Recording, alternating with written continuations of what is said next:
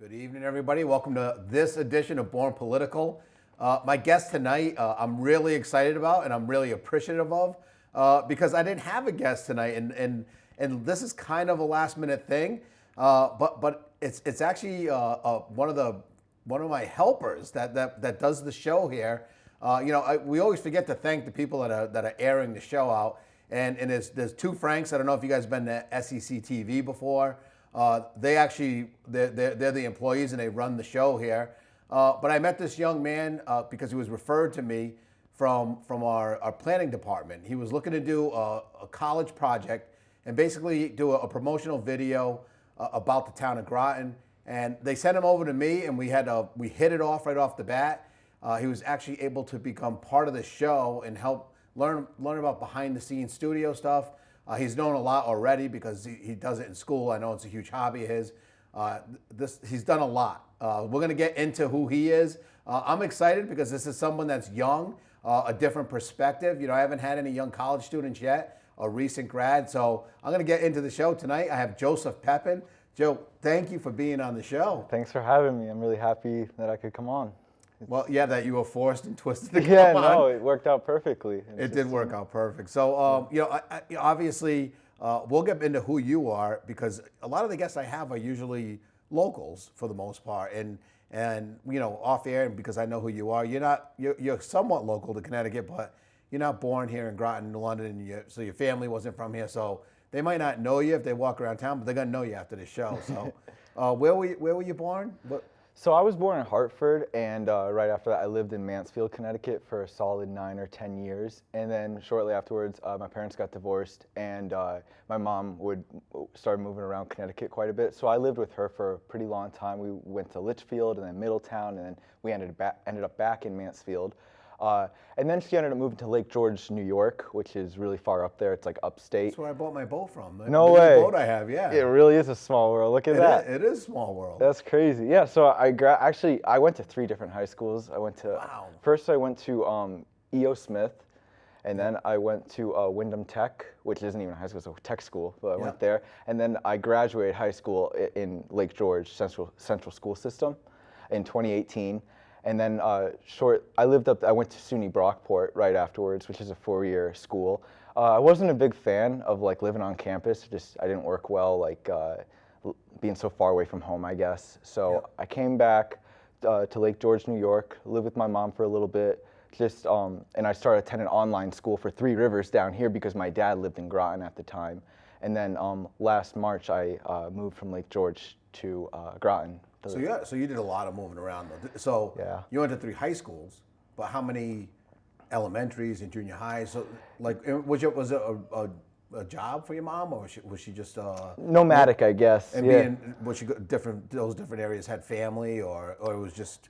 She just felt the need to move, I guess. And she was always moved around even before she met my dad. She was married previously, and they had moved around a lot. And my dad, they had gotten divorced. My dad didn't really feel the need to move around all that much. Yeah. So he kind of stayed put in the Mansfield area for a while until he met his new wife, who lived in Groton, and we moved in with her down here. And I'm not sure why she liked to move around so much. I guess it's just a part of the person. It's funny because if I interviewed probably, 100 people your age that were from this area and they said they moved as much as you did, I just assumed they were in the Navy, or their parents were in the Navy. So most people it is not unique what you've done. It's unique to me. I was a person that we never left Groton into London. My family, we just stayed. But so many people move around like that. So I mean, going to a new school, meeting new people. I think it has there's pluses and minuses. I talked to some young Navy kids or kids that were in the Navy or their parents were, and they say how they could reinvent themselves sometimes. Sometimes you were kind of this kid that was put in a box, but then all of a sudden you're at this new school and you can be whoever you want to be. And I don't know if that was your experience or was it?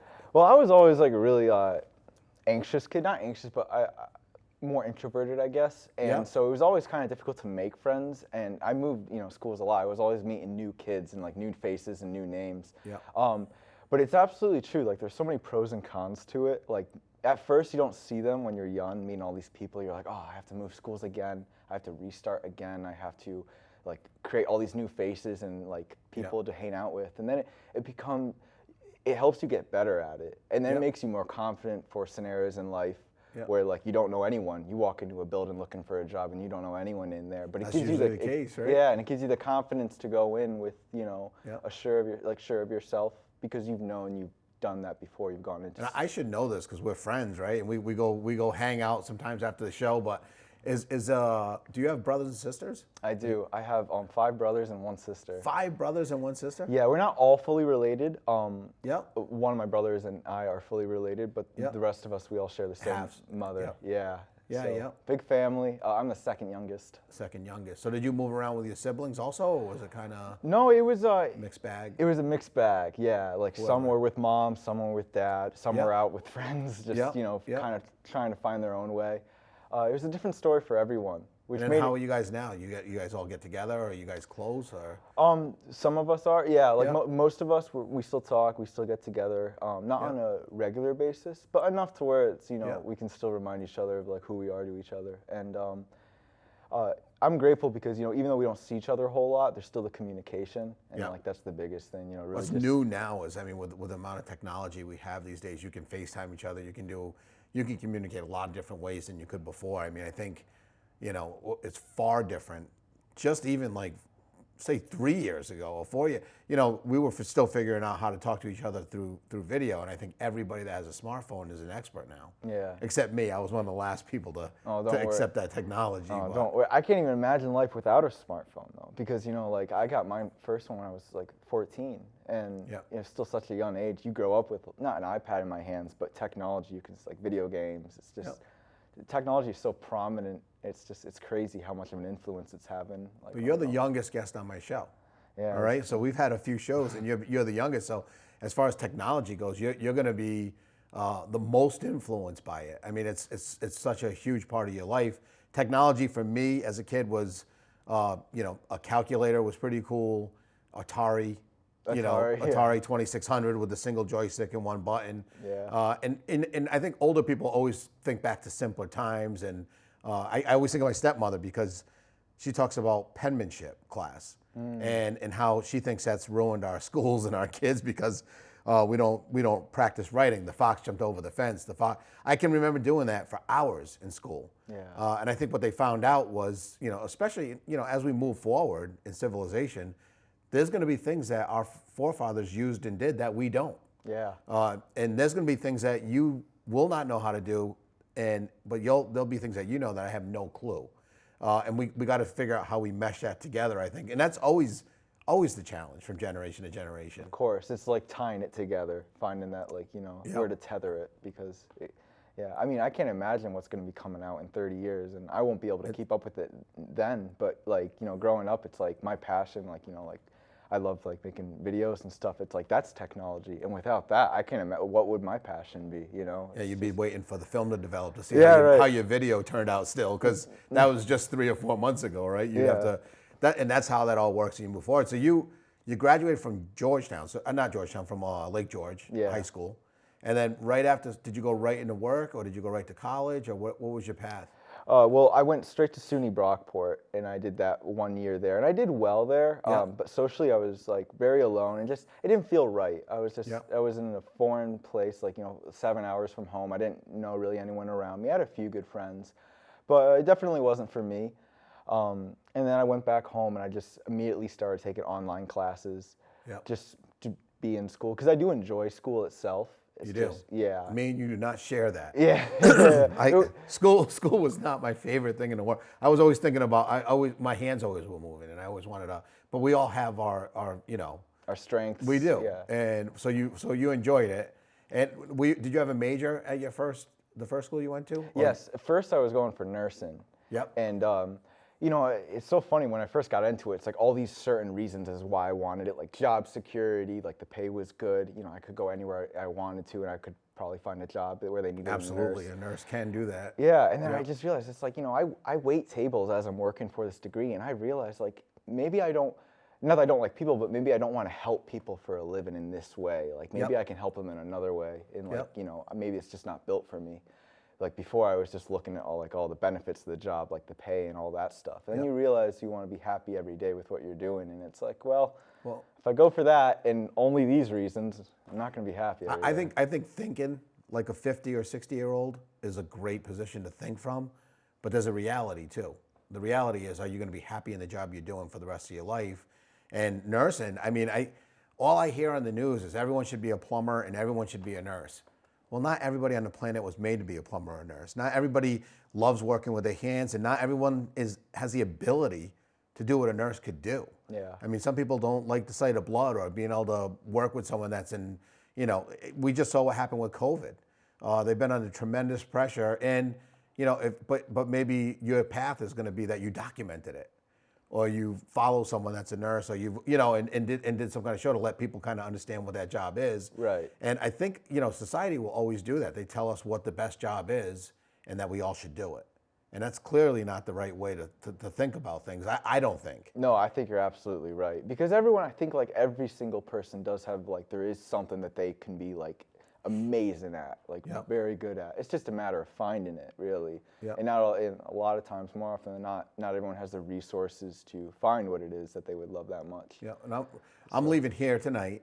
I'm going to go up to the top of the hill, and there's 40 graduates from our technical schools in Connecticut that they're excited because they're going to do some kind of signing, because these kids are choosing not to go to college or to the service, and so often people will leave high school and they only get the party for graduating, but they don't get that, well, congratulations, you're going to XYZ college, or thank you for your service, you're going to the military. These folks happen to be going to our biggest contractor in the area, and there's going to be a little bit of a celebration and a little bit of a ceremony of just saying, hey, they chose to go this path.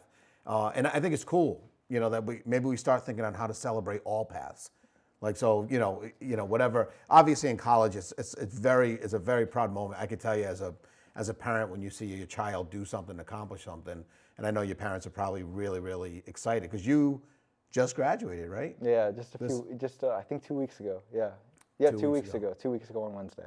2 weeks ago on Wednesday. So and now you're still waiting tables. I don't know if we can plug where you work. I love where you work. You might as well plug it. Might as well. Engine Room in Mystic. Best food in the area, I promise. So. Engine Room in Mystic. So a little bit busy down in Mystic these days, huh? Oh yeah, really busy. Makes, a 5-minute ride to work in the winter, a 30-minute ride in the summer just because of the traffic. I told you need the electric bike. Oh, it's such a great idea. I've actually been looking into it. Just ride by people on the side there, get in there. Nothing better than moving when someone else isn't. No, it's so nice. It makes you feel like you're in a different class. Oh right? Yeah, you're just by yourself. And the electric bike, you don't have to even pedal. No. And it would go from your house. It definitely would make it. They have 60-mile ranges or something like that. Yeah, right. It's just pure luxury. I mean, I would love to get one of those. So what do you think about waiting tables? I did that too when I was your age. Oh, did you? I actually cooked pizza. I waited tables. I managed a restaurant at one point. Geez. My dream was to manage a restaurant. I really or own one. And the thing it was benefits in healthcare that got me back out into sheet metal. Because I did sheet metal for 7 years, and then the pizza restaurant I cooked for, which was Recovery Room in London, and then I ended up managing Pizza Works in Old Saybrook. They have the trains at the train station. Yeah, I know it. Yeah, I've been there. So I was the manager. I was there when we first opened that. That's crazy. Geez. Yep, and I worked there for 3 years, and it ended up being health insurance. My wife lost her job, and she had the benefits while I was at the pizza restaurant, and the pizza restaurant couldn't afford to put a family on it, and I ended up going back to what I knew that would get me benefits. And but that's why I'm so happy that you've chose what you want to do, and I think it's the right decision, And if it didn't work out, or for whatever reason you find yourself doing something else, at least you chose the path I think that you think is gonna make you happy, and I think that's important. And I think a lot of young kids don't often do that. Yeah, no, I think it's very true. I think a lot of people just get sucked into a pathway that maybe they don't really want, but maybe they think they want, or everyone around them thinks they want. Yep. And then they get maybe a little too far and they realize it's not for them. And maybe sometimes it's too late, but I don't think it really is ever too late. It's never too late. Yeah. And if you're out there listening on Board Political, don't listen to all the hype that everyone should be a plumber or an electrician right now.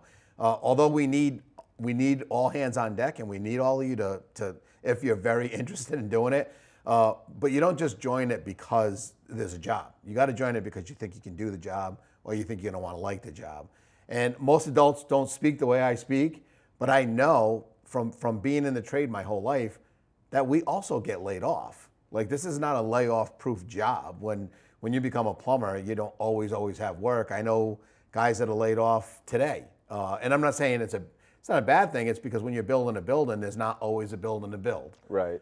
So you go through moments. So don't push your kids into something they don't want to do. And I mean, you'll live in proof because the success is really measured to me in your joy and in what you can. And believe me, as a 51-year-old, I heard the opposite from a lot of my friends. Just put your head down and go to work. I don't care. You only have to work 50 years. Yeah. Well, you're only on the planet for about 70 or 80 if you're lucky. Right. Maybe 90 if you're real lucky. You might as well enjoy what you're doing. No, absolutely. Yeah, I remember seeing in college, I think the first year I went, it was like first year experience course where they're just helping you get introduced to the college lifestyle. And it was like this graph they showed us, and it put out like, if you only, like, if you work every day during the week and only have the weekends off, like how much time in your life, like, you really like are getting off. And I think about, like, if you're working a job you don't like and every single one of those boxes is you being unhappy, it's just like, oh, that sounds terrible. And I think what's challenging for a kid your age, for someone like my age, I'm at 51, I won't see technology take over the workforce like it's going to. I think by all accounts, we know that we're going to lose millions of jobs to trucks that drive themselves. Yeah, artificial intelligence. Cars that drive themselves. I think, and people, they can't wrap their head around what our future looks like right now, but, right now my wife and I each have a car. There's going to be households that we could have one car because my car is just sitting outside of my job for 8 hours while I'm at work, when technically it could have just dropped me off in the morning and picked me up at the end of the day, just if it can come and get it, and come and leave your house by itself. I think you're going to see actual, this loss of jobs, especially through 3D printing, just even technology. Emails eliminated a lot of jobs. Yeah. QuickBooks eliminated a lot of jobs. I think the jobs are going to be in the service industry, where we're taking care of each other, where where you're waiting on each other, where the service, even videography, and where you're at, where it's personal, because robots are doing a lot of jobs a lot better than humans can. And it's so true. It's crazy. Like you even said, like the whole film thing, like they're even coming up with like artificial intelligence. I mean, like to the point where you don't even have to like write a character out. I mean, you don't even have to have an actor. It's almost like you can get CGI that's so good it looks like real enough to be a human being. Yeah. And it makes you wonder, like, okay, will there ever be a need for real actors anymore, or just and all these other jobs that you mentioned, because it's like as technology keeps advancing, it's like. But that's why I think you can never underestimate the human emotion or human, because people are always going to want to see real people act. I think. I mean, again, going into the future, who knows? I always think of this. I had a teacher back in 5th grade, and Velcro was it wasn't invented when I was in 5th grade, and don't get me wrong, they had it before I was in 5th grade, I'm not that old, but they started using it for shoes. And my teacher said, if you look down at your feet and you have shoelaces now, take a good look, because you'll never see shoelaces. In 3 years, you won't see shoelaces ever again, because this Velcro is where it's at. But you know what? You know what got in the way of Velcro shoes? Style. Yeah. The human, because Velcro probably makes more sense. That's such a great example, just that whole way you laid it out, because it's so true. It's like, a teacher saying like, oh, those aren't going to be around, and now here we are, like a generation later, and they're still prominent more than what she was comparing it to. They're telling us bell bottoms are going to be around, but I guarantee you they'll be back. Because it's a human feeling, it's a human emotion, and I think that's going to be the tricky part for your generation, to figure out, where you latch on. And I think what I am impressed about your generation, and maybe you're learning it in school, or maybe you're just getting to the point where you're seeing other people go through life, and at the end, not have nothing to show for it, but not have the memories that they wanted to create. Like they never always wanted to go to Europe. I talk to people that say, I always wanted to go to Ireland. I know my family's from Ireland. I'm like, well, go. It's not, I mean, I'm not saying it's not that far, but you get on a plane and in 5 hours your dream came true. It's not that hard to do, but a lot of us don't do it. Yeah. And a lot of the barrier is money a lot of times, and I get that part, but you have to take time. You have to experience other cultures, especially if it's your own. I mean, I've never been to the Philippines. My father's never been to the Philippines. Oh, wow. He was born in 1947 in Connecticut. So, but people, because when you say you're Filipino, people just assume you went back there and you've been home before. But it's a bucket list item of mine. But you're still planning on going? I definitely do. Yeah. We still have family that we communicate with, so I'm excited about the opportunity one day to maybe walk in the same street my grandfather did, That'd be really, yeah, you should definitely make that a priority. Yeah. I'll make sure I bring my video camera. Oh, you I'll get some tips from you to No, you just have to navigate. document the whole thing just to make sure you have it. Yeah. But yeah, no, I think it's a good thing too, is to like examine other cultures. Like I've only been out of the U.S. one time, and that was to Montreal for like a 3-day stay, and I was like 12. But I would love to, like, when I have like the money and like the resources to go around and see the other cultures, because I would love to go anywhere, like anywhere around the world. Well, last week we had Senator Summers was on the show. Yeah. And she talked about Ukraine, and Ukraine was so much more special to her because she had been there. And I think if we encourage people to world travel, like Americans, to get out and see, when I go to somewhere in anywhere in New England, you say, oh my God, that thing's like 400 years old. Can you imagine? And then you go to Europe, and they're like, that building's like 2,000 years old. And yeah, it puts things in perspective. It really does. Yeah. This is, they're talking 8 BC and AD, and those are things that we don't really talk about here. But I think it would be good for people to at least have that experience. What's your nationality? Have you done the DNA thing? No, I haven't. I know I'm mostly French though. How do you know that? Unless you do the my DNA thing. My grandmother's from Quebec, and I know her. Like they moved from France, right? Well, she moved here from France when she was little. Yep. She was born in '42, I believe. Yep. So we have friends that thought they were something their whole lives, and I mean, think back to when they traveled. They were writing in a book person by person as they were crossing in. Some folks died on the way over, and your great grandmother could have lost her mom on the boat and just all of a sudden became part of this family that was next to them. Yeah. I mean, stuff like that happened. Yeah. And that's what I think is so intriguing to me about the whole ancestry thing. And I have a lot of friends, the conspiracy guys, and I get it, but they said I should have never ever put my DNA out there because you don't want to do that. But to me, I just got another match today. There's another second cousin kicking around from Westchester, New York or something. But that's cool. and you can look it up and see it. We know our family. My mother has a lot of family in Rochester, New York. Yeah. So it made sense. That's out by where Brockport is, where I went to school for a year. Oh, you were? Yeah. Oh, yeah, you've been everywhere. Like right down no, not everywhere, but I do want to do that DNA thing, because it would be really interesting to know. And I've heard that conspiracy thing too, like throwing your DNA out there, but I don't mind. They can take it. They can have mine. It could be. I mean, I deal with folks that are in the military, and they're like, I don't know if I'd do that, or someone's looking for, I'm like, what, is someone looking for a kidney? Yeah, right. Like next thing, if I disappear, I'm not on the show next week. We know someone found the kidney they need, I guess.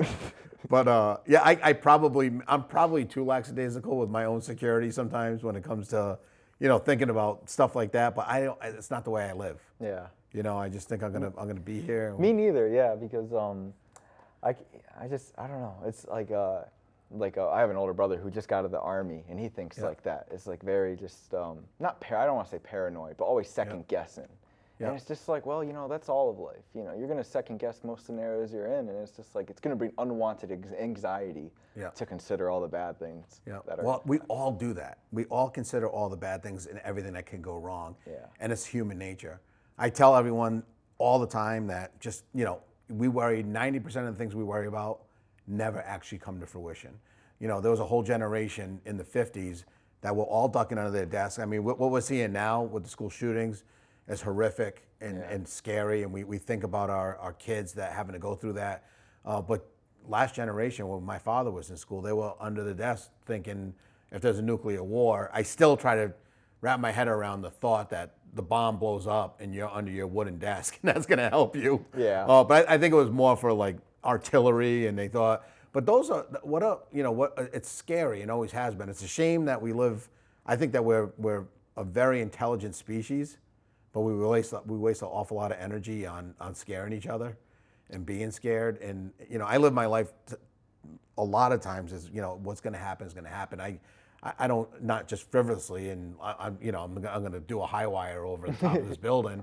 I don't take chances like that, but I also know I can't change everything.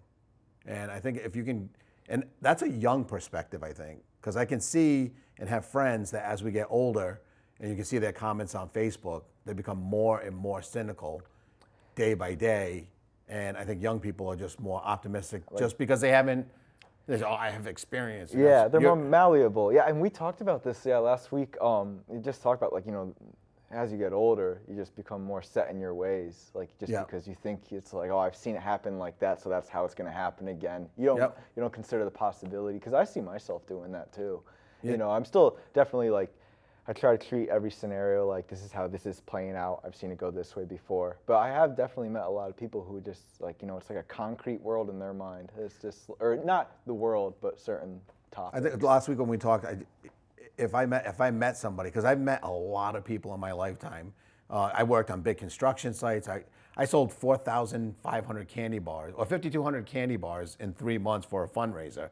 So I'm walking around Mohegan Sun, and I just met all these guys, and I would come up, and if some guy was real ornery and being just snappy, I'd snap back at him because I knew how to deal with those people. And in my head, I could have been completely wrong. This guy could have been snappy because he was having a bad day, but I just put him in the same box with a guy that I used to work with that was the same exact way. So I dealt with him. My body had a memory on how to deal with this guy. So when I snapped back on him, he calmed down. And I put people in boxes. And I think that's part of the cynical, where you just think one way, because I wasn't correct about the guy. Yeah. The guy was having a bad day. Yeah. He's like, man, I didn't know, why are you so mad at me? I said, I'm not mad. It's just that's how I had this reflex to deal with you in that way, because I knew someone just like you. Right, and it's so human, we all go through things like that. It's just, yeah.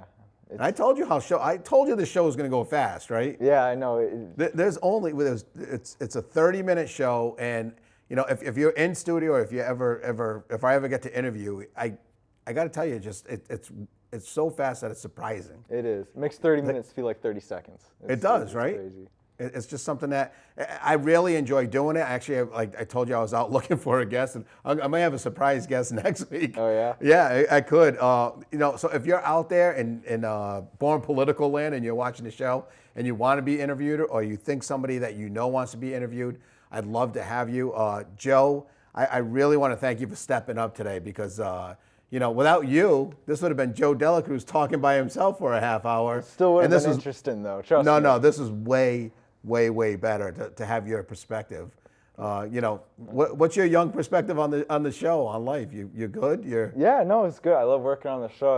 I love that I got to be on it. I love that I got to help. It's a different perspective being in this chair and not in the back. But it's cool, yeah. And it's always great, because this show is such a great format. Having people on and learn more about them rather than it's really a great thing. Doesn't get angry.